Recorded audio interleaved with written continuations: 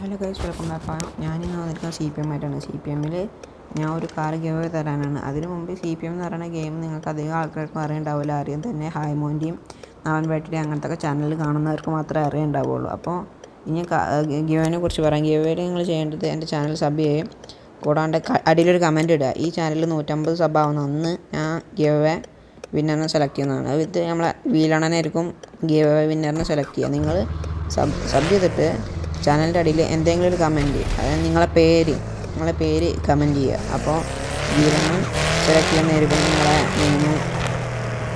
ഇതിൽ കിട്ടുന്നവർക്ക് ഈ ഒരു കാറ് ഞാൻ ഗിഫ്റ്റായിട്ട് തരുന്നതായിരിക്കും.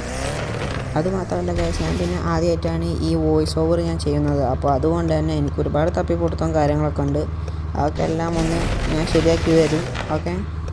പിന്നെ ഈ വിന്നറിനെ ഞാൻ അവരെനിക്ക് മെസ്സേജ് അയക്കുക. ഇൻസ്റ്റയിൽ എൻ്റെ ഇൻസ്റ്റയുടെ ID ഞാൻ അവിടെ കൊടുത്തേക്കാം.